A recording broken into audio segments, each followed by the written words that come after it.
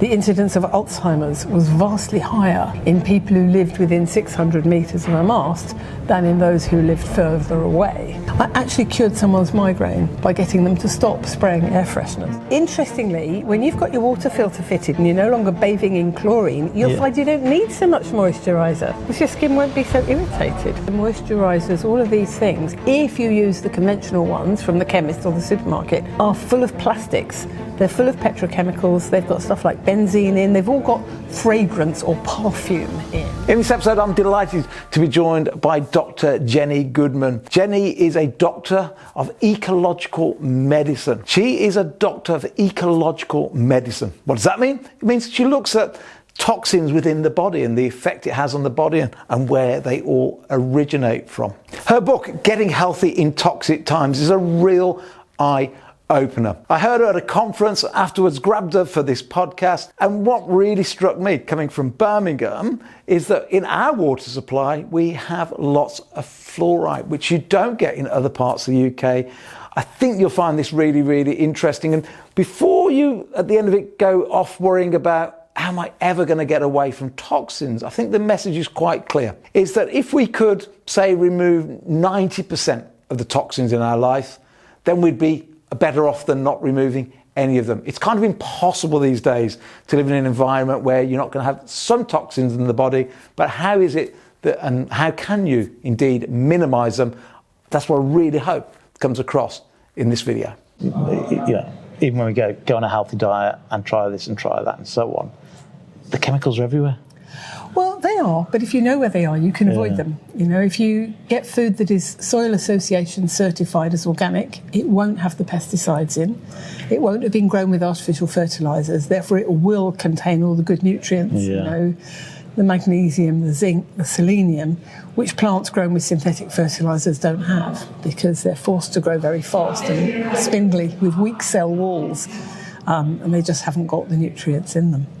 Yeah. What's frightening is people like me go, right, cut your carbs down, you've got to go and have almond flour and almond nuts, but then you look at it all coming out of California and you go, oh my God, it's all nuked to hell, well not the glyphosates right. And all sorts of horrible things. Yeah, I mean the glyphosate is a really nasty herbicide, but as I say, the best way to avoid it is to be eating strictly organic, filtering your water, then you're not getting all that junk, moderating your use of mobile phone technology, and controlling what you can control within your own home, which is basically everything. I mean, people are spraying air fresheners around. I actually cured someone's migraine by getting them to stop spraying air fresheners. Wow. I mean, it's not usually that simple, but that's all it took. And, you know, why does the air in your house need freshening? Yeah. Empty the bins, open the windows. but if you do want a nice smell, then you can get a ceramic oil burner and a beeswax tea light candle, and and you can burn lavender or geranium or any of those lovely flower essences. Does that thing? I can't remember. I read it in your book. Does that thing still stand that? Okay, mobile phones are doing EMFs, but go close to a window where there's better reception, or put it on hands-free, or the further you away you get it from your brain. Does all those things Yes, stand? all those things make a huge difference. Even a small increase in its distance from your head makes a huge difference to the level of danger you're in. So yeah, this is very dangerous. That is much less so. Yeah. And in terms of getting reception, ironically, the further away you are from the nearest mast or cell phone tower, the harder your phone has to work in order to connect. So you actually get more EMFs in a remote area where you're not near a cell phone tower. Oh my gosh. But despite that, the proximity to the towers is dangerous. And there was a study in Switzerland recently showing that the incidence of Alzheimer's was vastly higher in people who lived within 600 metres of a mast than in those who lived further away. So, and there are loads of ways we can protect ourselves. And as Chris Palm said, staying connected, being part of community is a fundamental human need. Yeah. If we can't do it in person, we will do it via the technology. So we need to use it in a way that's safe. One could wish that the manufacturers had chosen a frequency that was less inimical to human physiology. Yeah. But they didn't. They chose very nasty frequencies, and 5G is going to make it even worse. But as I say, you can protect yourself. One thing that frightened me, I live in Birmingham. West Midlands. God, are you not filtering your water? I do filter my water, luckily, God.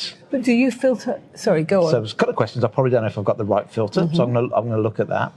I'll probably phone you up and ask you some more questions if you don't mind. But I do filter my water, but I live in Birmingham.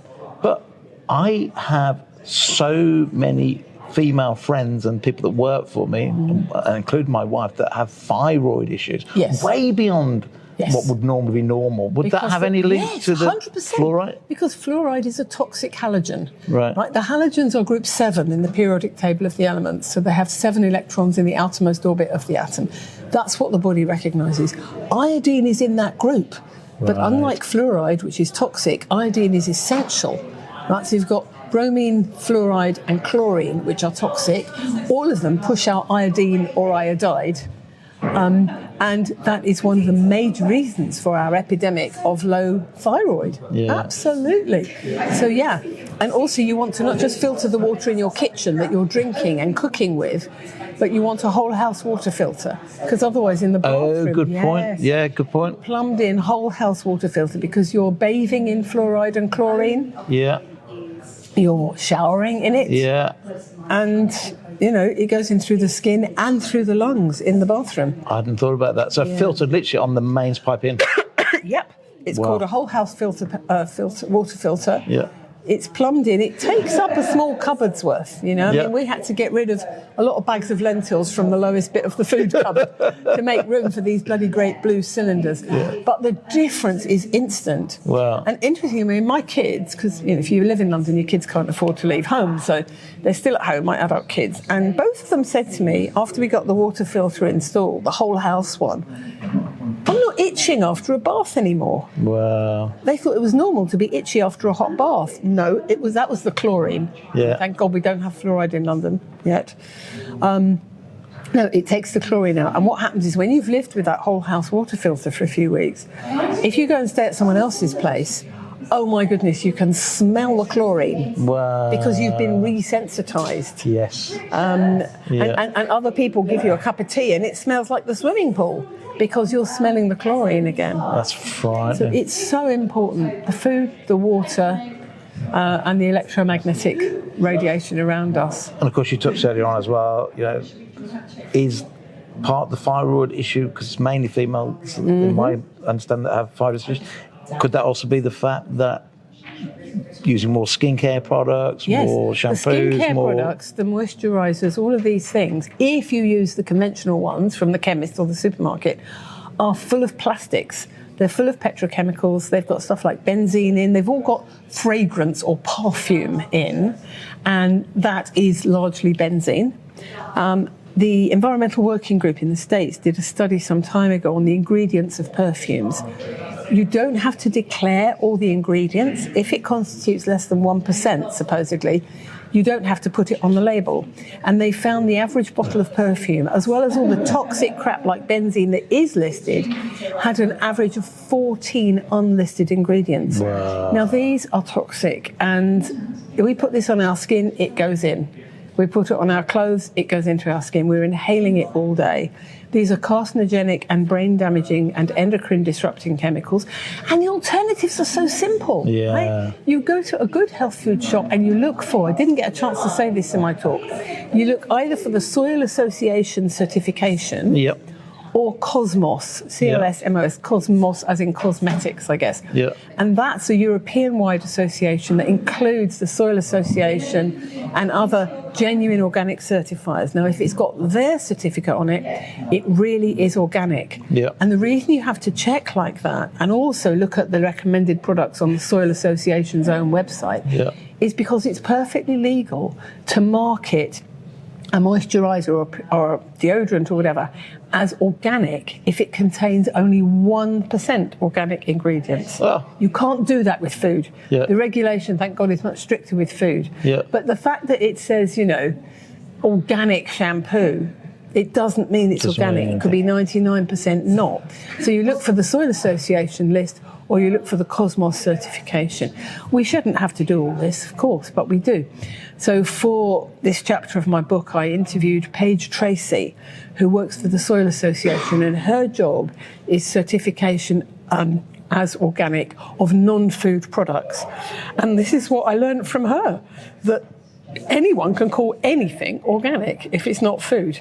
It's frightening. And you know, if you want a moisturiser, use coconut oil. Yeah. My favourite. Exactly. Oh, is it for suntan use protection? Shea butter. Exactly. But interestingly, when you've got your water filter fitted and you're no longer bathing in chlorine, you'll find you don't need so much moisturiser. Yes. Because your skin won't be so irritated.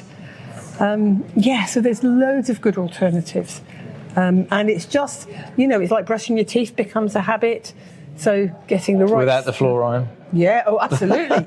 Yeah, Green People or Kingfisher or Aloe Dent, plenty of brands have no fluoride in. Yeah. And you have to watch out for fluoride, not just in the water and the toothpaste, but the dental floss. Yeah. So I use Woo Bamboo dental floss made of silk. Yeah. And I went to one of those water jet ones in the end because I struggled to find one without fluoride. No, Woo Bamboo is just silk with absolutely no fluoride in it. You have to get used to using it because it's not waxed and smooth like the conventional ones. But what are the waxes? They're petrochemicals. Yeah. They're toxic. And dentists are putting fluoride drops on kiddies' teeth. They're not asking the parents. They're not telling the parents. So they're doing it because we know it does make the teeth harder, but more liable to break in the end. Yes. Yeah. And whatever it does to the teeth, if it's lowering their IQ, for goodness sake. And there is evidence around that now. There's masses of evidence.